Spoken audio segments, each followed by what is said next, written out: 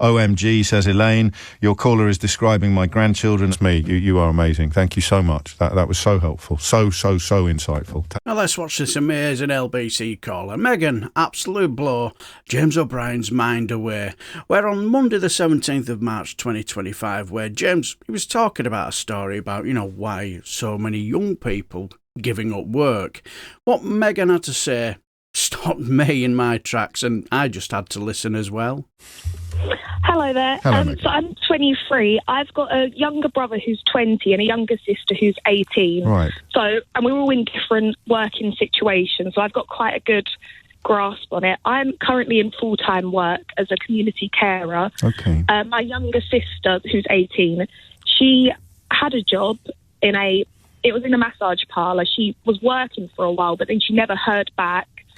Never got her pay from the job. Obviously, a unique circumstance. She's always out handing her CVs, going into places. She's been into the same cafes about 4 times, and she just doesn't hear back from. There was one place she went to, and they only offered her £5 an hour, and obviously at 18, that's even illegal. though it was cash in hand, because it was cash. Yeah. But still, she wasn't going to take it up. And my brother, he's 20, and we all live at home with my dad. Yes. And he focuses on trading, and he's just wanting to learn that. And to him, he's like, I don't really want to do a job that I don't want to. I want to hone in on my craft and see if I can get anywhere. You mean with a that. tradesman as opposed to a trader? Like a trading online. Oh no, a trader. Okay, sorry. Yeah, yes. sorry. Okay. Yeah. No, my bad. Yeah, no, it's okay. He's doing online courses. He's been learning about it for 2 years. He's always just researching and doing courses, so he's trying to do it that way. But obviously coronavirus, that had a big impact on all of us.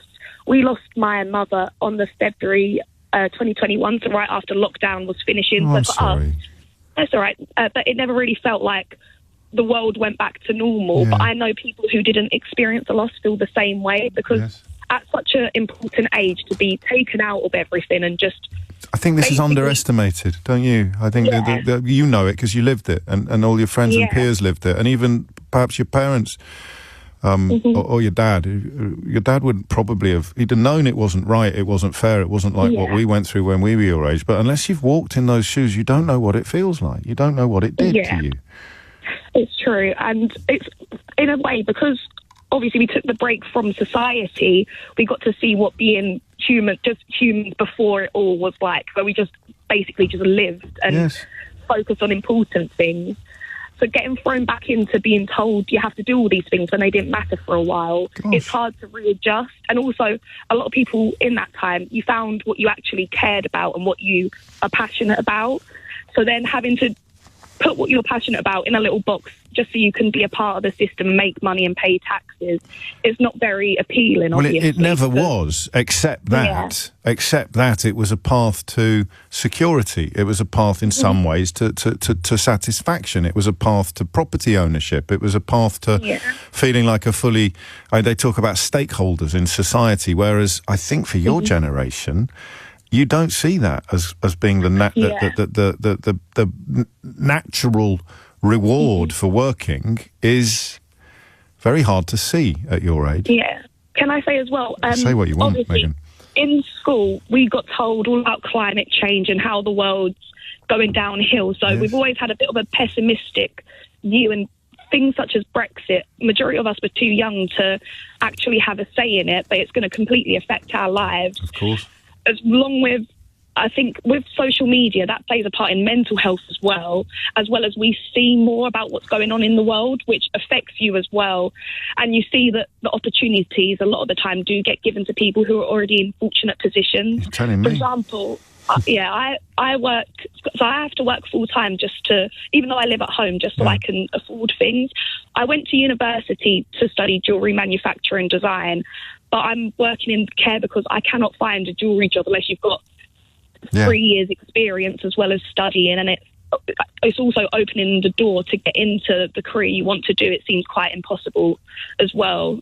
And what is unique generationally is the combination of all these things that you mentioned. So it is unhelpful probably to focus on one of them. So often mental health is the card that is left on the table, but the but the rest of it, and social media is, again, everybody accepts now that it's having a hugely deleterious effect on everybody, never mind young people. But for you, it's all you've ever known. It's coupled with the horrific impact of lockdown, wider understanding of mental health, and crucially, I think, in terms of trying to shake the head of someone my age who refuses to understand what you're describing, crucially, the sense that you work hard to stand still. You don't work hard to move forward. Yeah, exactly. It doesn't feel like there's much growth in our future. In all honesty, I know myself and a lot of people, we don't see like England being our future home. We don't really see much prosperity. I know we're lucky because we've got a lot of advantages. I'm not saying that our generations used to feel sorry for us. It's obviously not. I know we're very fortunate. We've got a lot more opportunities. Well, compared to history, you're kind of, and compared to smaller economies, but compared to your parents' generation, you are unlucky. You do have less. Of course. But I do think mental health, it's more of it is a side effect of everything. Social media, the way the world is. Like I called up. I done a GP appointment and I got prescribed antidepressants over the phone. So I know it is easy, but I do suffer from depression. Sure. And I'm still working as well. So I know that it isn't it's not stopping me. It is just, I feel like there's everyone a difference nowadays, between getting a prescription and actually getting signed off work. You'd have had to have jumped through a lot more hoops to get that. Two more quick questions before we run out of time. A lot of people getting in touch. What an opening call. One of those that really makes you stop what you're doing and listen, James. That's from Matt. OMG, says Elaine. Your caller is describing my grandchildren and so many others that I know. James says, what an amazing caller. She's covered all the bases. You might as well stop now. The people that ring your show are all genuine. It's incredible to hear, I suspect. So anyway, that's just for you to take home today. Thank you. How long before your sister gives up?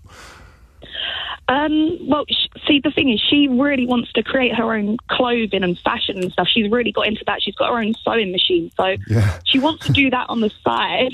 And that's like that's her aim. She wants to just create fashion and everything. But I don't know with the job wise, we're still encouraging her. Like I've been making different CDs for her, my dad as well. Even her friends, because a lot of her friends work, but a lot are out of work, but they're helping her too. Sure. So she isn't giving up, but it's tiring. How many times do you have to hear no before you do give up? And second question, is your brother making any money yet? He does, but at the same time, it's very hard to make in the level he's doing it, to make an actual living from it. So you see the stats on the number of vacancies versus the number of people, and it's like trying to get a quart into a pint pot. And so both your siblings and you, albeit that you're subsidising your future or you're working full time, are trying to carve a working life outside of the traditional, outside of the 9 to 5, as it were, outside of the employer-employee relationship. They want to be responsible for their own destiny. That's the closest thing to optimism I've heard in these conversations, Megan. The idea that we may be watching a recalibration of the workplace, and more people, because of the opportunities offered up by the technology that's causing so many problems.